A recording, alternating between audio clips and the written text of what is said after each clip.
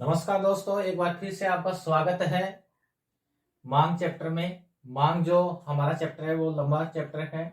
मांग जो टॉपिक है वो थोड़ा विस्तृत है, इसके बारे में जानेंगे। जैसे मान लो पिछले वीडियो में हमने बताया था मांग अनुसूची और बाजार मांग अनुसूची, मांग और मांग मात्रा में अंतर। आज हम बताएंगे आपको मांग वक्र। मांग वक्र की अवधारणा कितने प्रकार की होती है और किस प्रकार से हम इसके डायग्राम रेखा चित्र में प्रस्तुतिकरण कर सकते हैं, मांग वक्र किस प्रकार से बना सकते हैं। तो यहाँ देखेंगे मांग वक्र मांग अनुसूची का रेखा चित्र में प्रस्तुतिकरण है। जैसा कि हमने पिछले वीडियो में देखा था कि मांग अनुसूची का प्रस्तुतिकरण ही है मांग वक्र, ये है सीधी सी बात। यानी कि मांग अनुसूची का रेखा चित्र में प्रस्तुतिकरण है जो किसी वस्तु की मांगी गई मात्रा और अपनी कीमत से किस प्रकार संबंधित है। जैसे मान लीजिए ये जो है, इसमें हम देखेंगे वस्तु की कीमत और मांग मात्रा इसमें किस प्रकार से संबंधित है। 10 रुपए में 2 है, 8 में 4 है, यानी कि वस्तु की कीमत घटती है तो मांग बढ़ती है। इस संबंध को बताता है मांग वक्र। जैसे मांग वक्र की अवधारणा 2 है, यानी कि मांग वक्र 2 प्रकार से बताया गया है। यहाँ व्यक्तिगत मांग वक्र और बाजार मांग वक्र। जिस प्रकार से हमने व्यक्तिगत मांग अनुसूची पढ़ी थी उसी प्रकार से हम यहाँ पर 2 वक्र, व्यक्तिगत मांग वक्र और बाजार मांग वक्र, पिछले जो वीडियो में हमने देखा था व्यक्तिगत मांग अनुसूची और बाजार मांग अनुसूची, बस उसी का प्रस्तुतिकरण है। यहाँ पे सिंपल बात है, व्यक्तिगत मांग वक्र और बाजार मांग वक्र।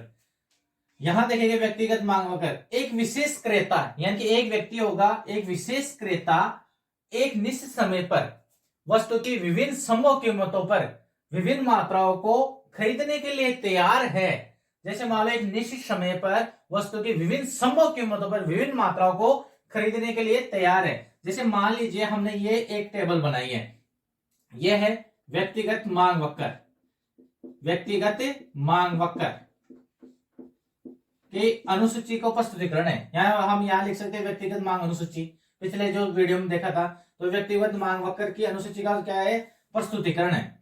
तो यहां लिखोगे व्यक्तिगत मांग अनुसूची, उसका प्रस्तुतिकरण वक्र के द्वारा हम 10 समझेंगे। यहां वस्तु की कीमत 10 में 2 और 8 में 4, 6 में 6, 4 में 8, 2 में 10। ये रेशियो हमने समान इस कारण लिया है कि आपको समझने में इजी लगे, सरल लगे। यहां देखोगे संयोग, जैसे मान लो ये दोनों है, 10 में 2 है तो ए संयोग, 8 में 4 है तो बी संयोग, सी में 6 में 6, डी में 4 में 8 और ई में 2 में 10। तो यहां हम देखेंगे 10 में कितना है, 2, तो यहां हमारा हो जाएगा 10, यहां 2, यहां ए संयोग। फिर बी संयोग में कितना है, 8 पे 4, मतलब 4 यहां और 8 यहां, बी। फिर सी 6 में 6, ठीक है, ये कौन सा है, सी संयोग। फिर क्या है, डी 4 में 8, यह हो गया डी संयोग। फिर कितना है, 2 में 10, मतलब ई संयोग। तो हम इन बिंदुओं को मिला देंगे तो ये मांग वक्र बन गया है। इन दो A B C D E पॉइंटों को, बिंदुओं को मिलाने पे मांग वक्र का निर्माण होता है। जिस प्रकार से मांग अनुसूची का प्रस्तुतिकरण यहाँ पर दर्शाया गया है मांग वक्र के द्वारा, हम इसको मांग वक्र कहते हैं। जैसे 10 रुपए में 2 वस्तु, 8 में 4, 6 में 6, 4 में 8 और 2 में 10, ये मांग वक्र हो गया।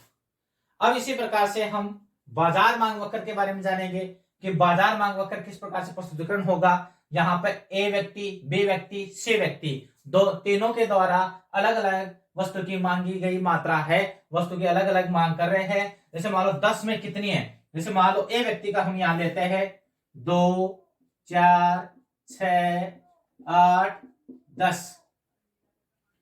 तो अब यहां पे हम देखेंगे क्वांटिटी, मात्रा जो है 2, 4, 6, 8, 10। यहां कीमत हो गई वाई एक्सिस पे, यहां हो गई मात्रा। तो यहां देखोगे 10 में 2, फिर 8 में 4, जो पहले था वैसे ही है, 6 में 6, 4 में 8, 2 में 10। तो ये हो गया मांग वक्र ए व्यक्ति का। ए व्यक्ति का, डिमांड ऑफ ए व्यक्ति, ठीक है। अब यहां हम देखेंगे बी व्यक्ति का, तो इसी प्रकार से 2, 4, 6, 8, 10 कीमत ले लेंगे वाई एक्सिस पे, और मात्रा, मांग मात्रा एक्स एक्सिस पे लेंगे, सॉरी यहां भी मांग मात्रा लिखिए, एक्स एक्सिस पे लेंगे। यहां देखोगे तो कितना है, जैसे मान लीजिए यहां 2 है, फिर 4 है, 6 है, 8 है, 10 है और 12 है। तो यहां देखोगे कितना, 10 में कितना है 4, फिर 8 में कितना है 6, देखो ये 8 में 6, 8 में कितना है 6 है, फिर देखो 6 में कितना है 8 है, 6 में 8, फिर कितना है 4 में है 10, 4 में 10, फिर कितना है 2 में 12, ये लो, ये हो गया बी व्यक्ति का मांग वक्र बी व्यक्ति का। ये देखो, यानी कि इसने ज्यादा मात्रा मांगी है तो ये थोड़ा चपटा हो जाएगा, इसने कम मांगी है थोड़ा ये दाल ज्यादा होगा इसका। फिर यहां देखिए हम सी व्यक्ति का, तो इसी प्रकार से यहां ले लेंगे 2, 4, 6, 8, 10 कीमत वाई एक्सिस पे, फिर यहां ले लेंगे हम 2, 4, 6, 8, 10, 12, 14 है ना यहाँ, हाँ 14 है। तो यहां ले लेंगे हम मांग मात्रा।